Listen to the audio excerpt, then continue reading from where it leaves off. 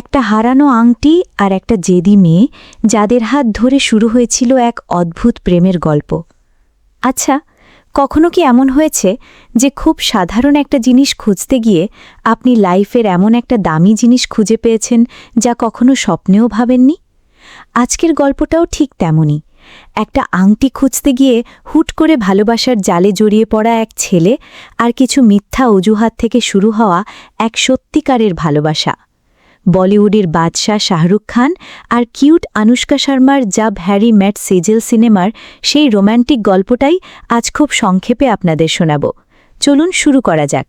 ইউরোপের ব্যস্ত আর রাজকীয় রাস্তায় যখন চারদিকের পর্যটকদের হৈহুল্লোড়, ঠিক তখনই দেখা মেলে আমাদের হিরো হরিন্দর সিং হ্যারির। পেশায় সে একজন ট্যুর গাইড। পুরো ইউরোপের অলিতে গলিতে তার আনাগোনা। বাইরে থেকে হ্যারিকে যতটা হাসি খুশি আর হ্যান্ডসাম দেখায়, ভেতরে ভেতরে সে কিন্তু বড্ড একা, মেজাজি আর খিটখিটে। সেদিন একদল ট্যুরিস্টকে এয়ারপোর্টে ড্রপ করে হ্যারি যখন সবেমাত্র একটু শান্তিতে কফি খাওয়ার কথা ভাবছে, ঠিক তখনই ঝড়ের বেগে তার সামনে এসে হাজির হয় এক তরুণী, সেজেল জাফরি। সেজেল একটু আগেই হ্যারির ট্যুরে ছিল এবং তার পুরো ফ্যামিলি অলরেডি প্লেনে উঠে পড়েছে। হ্যারি কিছু বুঝে ওঠার আগেই সেজেল হাঁপাতে হাঁপাতে বলে তার এনগেজমেন্টের আংটিটা কোথাও হারিয়ে গেছে। হবু বর রূপেনের দেওয়া এই আংটি না পাওয়া পর্যন্ত সে এয়ারপোর্ট থেকে এক পাও নড়বে না। পুরো ফ্যামিলি দেশের পথে রওনা দিলেও স্রেফ ওই আংটিটার জন্য মাঝপথে ট্রিপ বাতিল করে বসে আছে এই জেদি মেয়ে। সেজালে বাবি আংটিটা আগের হোটেলেই পড়েছে, কিন্তু হ্যারি বিরক্ত হয়ে সাফ জানিয়ে দেয় এয়ারপোর্টে এসেই তার চুক্তি শেষ, এখন তার অন্য বুকিং আছে। তবে সেজালও ছাড়া দাত্রী নয়। গুজরাটি ব্যবসায়ী পরিবারের মেয়ে হওয়ায় ব্যবসার বুদ্ধি তার রক্তে। চট করে পার্স বের করে হ্যারিকে দৈনিক ভাড়ার চেয়েও বেশি টাকার লোভ দেখায়, সাথে একলা মেয়ের আবেগী ইমোশনাল ব্ল্যাকমেইল। শেষমেশ অনিচ্ছা সত্ত্বেও টাকার লোভ আর পরিস্থিতির চাপে পড়ে সেজালকে গাড়িতে তুলে নেয় হ্যারি। হোটেলে পৌঁছে সেজাল লবি থেকে শুরু করে সোফার নিচ পর্যন্ত পাগলের মতো খুঁজতে শুরু করলেও কোথাও আংটির পাত্তা মেলে না। হ্যারি যখন তাকে হাল ছেড়ে বাড়ি ফিরে যেতে বলে, সেজাল তখন চণ্ডী মূর্তি ধারণ করে হুমকি দেয় সাহায্য না করলে সে হ্যারির বসের কাছে কমপ্লেন করে তার চাকরি খাবে। চাকরি হারানো আর ইউরোপে ভিখারি হওয়ার ভয়ে দাঁতে দাঁত চেপে হ্যারি রাজি হয়। সিদ্ধান্ত হয় গত কয়েকদিনে সেজাল যেখানে যেখানে গিয়েছিল সব মিউজিয়াম, রেস্টুরেন্ট আর পাবে তারা আবার যাবে। সারাদিন খোঁজাখুঁজি শেষে রাতে তারা একটা হোটেল রুম বুক করে। হ্যারি তখন এই তরবরানি মেয়েটাকে ভয় দেখিয়ে বিদায় করার এক প্ল্যান ফাঁদে। সেজালের রুমে গিয়ে গম্ভীর গলায় বলে, আমি কিন্তু আদতি সুবিধের লোক না, লম্পট টাইপের। হাতের কাছে মেয়েমানুষ পেলে নিজেকে কন্ট্রোল করতে পারি না, তাই নিজের সুরক্ষার জন্য কাল সকালেই কেটে পড়ো। হ্যারি ভেবেছিল সেজাল ভয়ে কাঁপবে, কিন্তু উল্টো সেজাল আলমারি থেকে কাগজ কলম বের করে একটা বন্ড পেপার লিখে হ্যারির দিকে এগিয়ে দেয়। সেখানে পরিষ্কার লেখা, এই ট্রিপে যদি তাদের মধ্যে শারীরিক কোনো অঘটনও হয় তবে তার জন্য সেজাল কোনো আইনি ব্যবস্থা নেবে না, এটা সম্পূর্ণ তার নিজের রিস্ক। ২৪ বছরের গাইড ক্যারিয়ারে এমন ড্যারিং মেয়ে হ্যারি আর দেখেনি। থতমতো খেয়ে বাধ্য হয়ে পরদিন সকালে সেজালকে নিয়ে আবার অ্যামস্টারডামের পুরনো গলি আর ক্যাফেগুলোতে আংটি অভিযানে বের হয়, কিন্তু ফলাফল বিগ জিরো।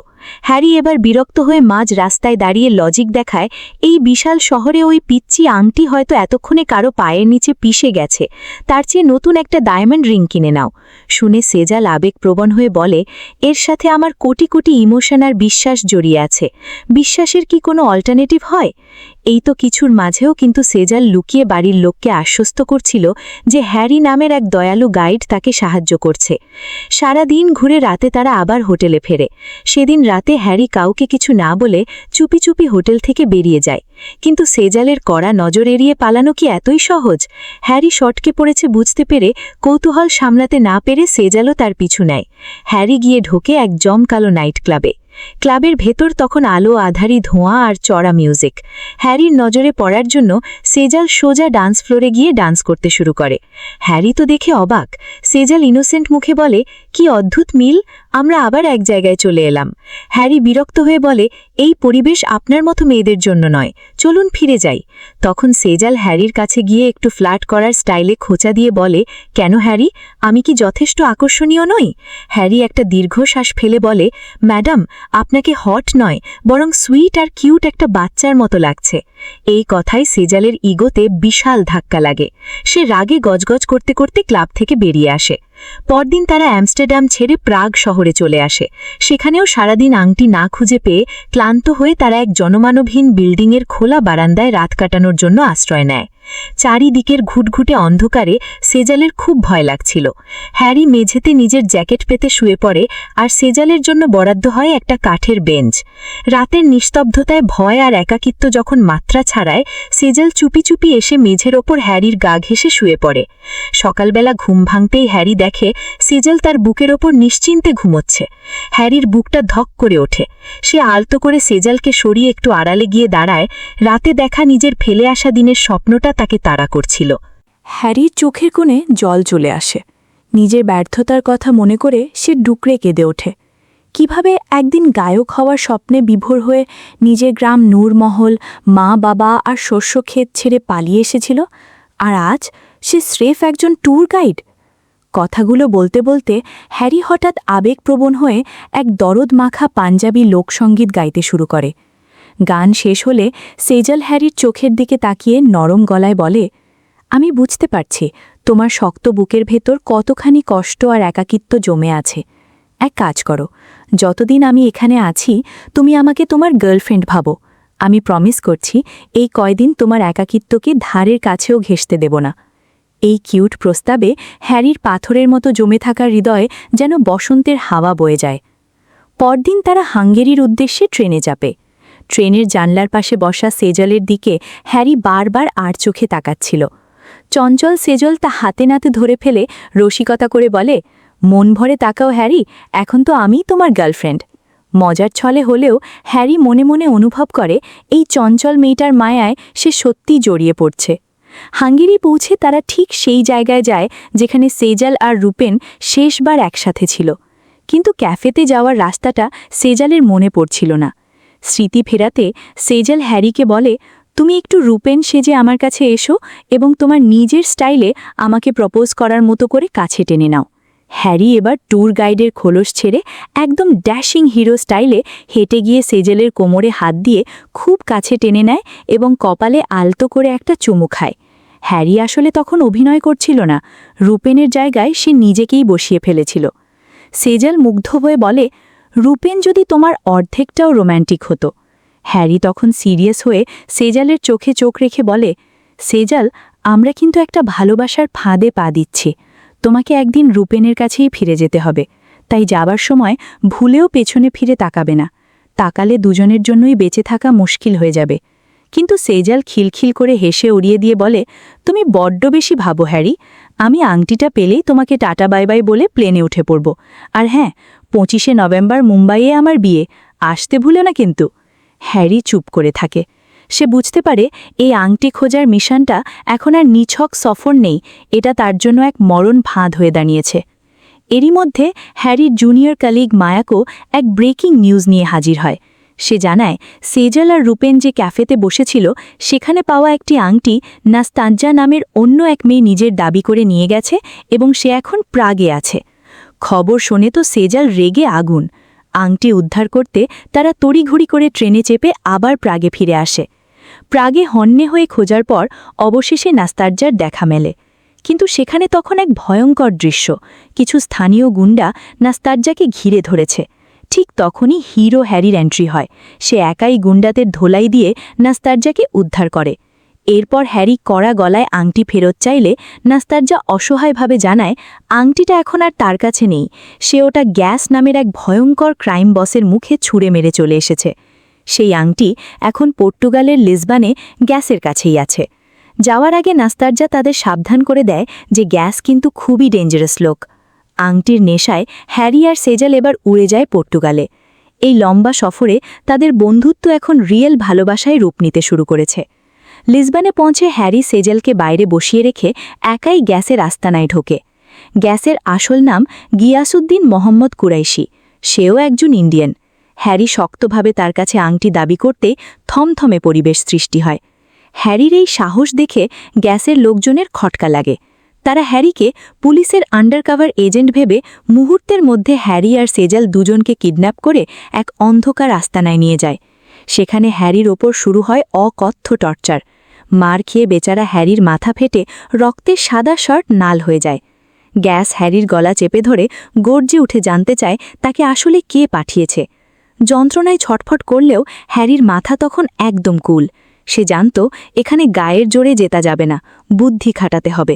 হ্যারি একটু তাচ্ছিল্যের হাসি দিয়ে বলে, তোর নাম গিয়াসউদ্দিন, আমাদের রেকর্ডে এই নামই আছে। তোরা যে ইউরোপে অবৈধভাবে আছিস তা আমি জানি। আমার ডিপার্টমেন্ট অলরেডি আমার ফোন ট্র্যাক করছে, কিছুক্ষণের মধ্যে পুলিশ চলে আসবে। হ্যারির এই লেভেলের কনফিডেন্স দেখে চোরের মনে পুলিশ পুলিশ ভাব জেগে ওঠে। জেল খাটার ভয়ে গ্যাসের দলবল হ্যারি আর সেজেলের বাঁধন খুলে দিয়ে যে যেদিকে পারল চম্পট দিল। হ্যারির এই অসাধারণ চালাকি একদম ম্যাজিকের মতো কাজ করে গেল। বিপদ কেটতেই সেজাল পাগল প্রায় হয়ে হ্যারির কাছে ছুটে আসে। হ্যারির মাথা থেকে টপ টপ করে রক্ত পড়তে দেখে সে কান্নায় ভেঙে পড়ে এবং ব্যান্ডেজ বা ওষুধের খোঁজে হন্যে হয়ে নিজের ব্যাগটা হাতড়াতে থাকে।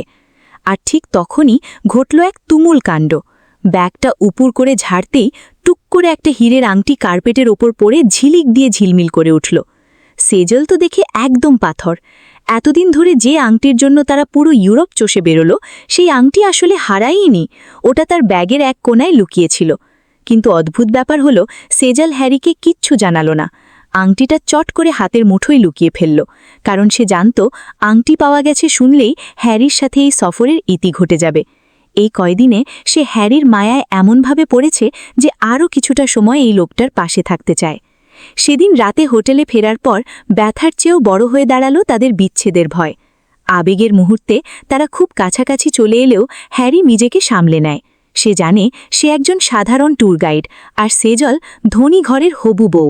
এই সম্পর্কের কোনো ফিউচার নেই। নিজেকে অযোগ্য মনে করায় হ্যারির বুক ফেটে গেলেও কোনো ভুল পদক্ষেপ নিল না। পরদিন হ্যারির বন্ধু মায়াঙ্কের বিয়েতে তাদের একসাথে দেখে মায়াঙ্ক বলে ওঠে, তোদের জাস্ট দারুণ মানিয়েছে, একদম পারফেক্ট কাপল। তখন সেজাল ম্লান হেসে হ্যারির চোখে চোখ রেখে সরাসরি প্রশ্ন করে বসে, এই যে আমরা এত কাছাকাছি এলাম, তোমার মনে কি আমার জন্য একটুও ভালোবাসা জন্মায়নি? হ্যারি তখন পাথর। বুক ফেটে কান্না আসলেও মুখে ম্লান হাসি ফুটিয়ে বলল, দেখো সেজাল, আমি একজন সাধারণ গাইড। আমাদের এই কয়েকদিনের পাগলামি স্রেফ একটা মোহের ঘোর। সময় গেলে তুমি আমায় ভুলেও যাবে। সেজালকে নিজের থেকে দূরে সরানোর জন্য হ্যারি আরও কিছু কটু কথা বলে দেয়, যা শুনে সেজালের বুকটা চুরমার হয়ে যায়। সেদিন রাতেই সেজাল তার বোনকে ভিডিও কলে কাটতে কাটতে জানায় সে কালই মুম্বাই ফিরছে। পরদিন এয়ারপোর্টে যাওয়ার পথে গাড়ির ভেতর ছিল কবরের মতো নিস্তব্ধতা। হ্যারি ফ্লাইটের টিকিট কেটে হাতে ধরিয়ে দিতেই সেজাল সবার সামনে ব্যাগ থেকে সেই আংটিটা বের করে বলে, আমি 2 দিন আগেই এটা খুঁজে পেয়েছিলাম হ্যারি, কিন্তু তোমার সাথে আরেকটুখানি সময় কাটাবো বলে লুকিয়ে রেখেছিলাম। ইমিগ্রেশনের দিকে এগোতে এগোতে সেজাল শুধু বলে গেল, মানুষ কি সবসময় যা খোঁজে তা সত্যিই খুঁজে পায়? সেজাল চলে যাওয়ার পর এয়ারপোর্টে একা দাঁড়িয়ে হ্যারি রিয়েলাইজ করে সে সারা জীবন দেশ বিদেশে আসলে যা খুঁজে বেড়াত তা অন্য কিছু নয়, সেটা ছিল সেজাল। অথচ সেই অমূল্য রত্নটাকে সে নিজ হাতে বিদায় দিল। সেজাল ইন্ডিয়া ফিরে যায় আর হ্যারি ফিরে আসে তার একঘেয়ে ট্যুর গাইডের জীবনে। কিন্তু এখন প্রতিটা কদমে সেজালের শূন্যতা তাকে হাহাকার করে তোলে। একদিন হ্যারি তার কলিগ মায়াঙ্ককে সব খুলে বললে মায়াঙ্ক অবাক হয়ে বলে, ভাই, এই কথাগুলো তোমার সেজালের সামনে স্বীকার করা উচিত ছিল, কালকেই তো ওর বিয়ে। মায়াঙ্কের কথা শুনে হ্যারির ভেতরটা কেঁপে ওঠে। সে চিৎকার করে বলে, না, এই আফসোস নিয়ে আমি বেঁচে থাকতে পারবো না। কথা রাখতে হ্যারি আর এক মুহূর্ত দেরি না করে সোজা মুম্বাইয়ের উদ্দেশ্যে রওনা দেয়। 25শে নভেম্বর মুম্বাইয়ের সেই জমকালো ভ্যানিউতে হ্যারি একদম শেষ মুহূর্তে হাঁপাতে হাঁপাতে গিয়ে পৌঁছায়। কিন্তু ভেতরে ঢুকেই সে আকাশ থেকে পড়ে। সেখানে বিয়ে হচ্ছে ঠিকই, কিন্তু অন্য এক দম্পতির। খোঁজ নিয়ে জানতে পারে কোনো এক কারণে সেজালের বিয়েটা ক্যান্সেল হয়ে গেছে। হ্যারি পাগলের মতো খুঁজতে খুঁজতে হলের বাইরে এসে দেখে দূর এক কোণায় একটা বেঞ্চে একা চুপচাপ বসে আছে সেজাল। যেন একটা পাথরের মূর্তির মতো সে হ্যারির জন্যই অপেক্ষা করছিল। হ্যারি সামনে গিয়ে দাঁড়াতেই সেজাল ম্লান হেসে বলে, আমার বিয়েটা ভেঙে গেছে হ্যারি, তুমিই তো বলেছিলে না যে মোহের খোর কেটে যাবে। এই দেখো, আমার মোহ কাটেনি, বরং আমার জীবনটাই বদলে গেছে। কথাগুলো বলতে বলতে সেজালের চোখের জল বেরিয়ে আসে। হ্যারি আর এক মুহূর্ত দেরি না করে সেজালের হাত দুটো নিজের মুঠোয় শক্ত করে ধরে বলে ওঠে, সেজাল, ইউরোপের ওই অলিগলিতে তুমি আসলে কোনো আংটি খুঁজছিলে না, তুমি আসলে খুঁজছিলে আমাকে। আজ আমি বুঝতে পারছি আমার ওই শূন্যতা পূরণ করার মাধ্যমে তুমি নিজে আজ পূর্ণ হয়েছ। হাজারো মানুষের ভিড় আর সামাজিক লোকলজ্জার ঊর্ধ্বে গিয়ে হ্যারি সেজালকে একদম নিজের করে নেয়। এক দীর্ঘ আলিঙ্গনে তারা দুজনে একে অপরকে বুঝিয়ে দেয় যে হারানো আংটিটা খুঁজতে গিয়ে তারা আসলে নিজেদের জীবনের সবথেকে বড় সম্পদ ভালোবাসাটাকে খুঁজে পেয়েছে। গল্পের শেষটা হয় একদম রূপকথার মতো। হ্যারি আর সেই ভবঘুরে ট্যুর গাইড হয়ে ইউরোপে পড়ে থাকল না, সে সেজালকে বিয়ে করে ফিরে এলো নিজের প্রিয় গ্রাম নূরমহলে। তার মা বাবা যখন দেখলেন তাদের হারিয়ে যাওয়া ছেলে নতুন বউ নিয়ে ফিরে এসেছে, তখন পুরো পরিবার খুশিতে কান্নায় ভেঙে পড়ে। পাঞ্জাবের শস্যক্ষেতের স্নিগ্ধ বাতাসে হ্যারি আর সেজালের নতুন জীবন শুরু হলো, আর এখানেই তাদের এই টক ঝাল মিষ্টি প্রেমের গল্পটা শেষ হয়ে যায়। তো কেমন লাগলো গল্পটা সেটা কমেন্ট করে জানাতে পারেন। শাহরুখ খানের সিনেমাগুলোর মধ্যে অন্য সিনেমার থেকে এই সিনেমায় একটু আলাদাই স্বাদ পাওয়া যায়। তবে তার রিসেন্ট অ্যাকশন সিনেমা যেমন জওয়ান বা পাঠান, এই টাইপের সিনেমাগুলো আমি এক্সপ্লেন করব কিনা তা কমেন্ট করে জানান।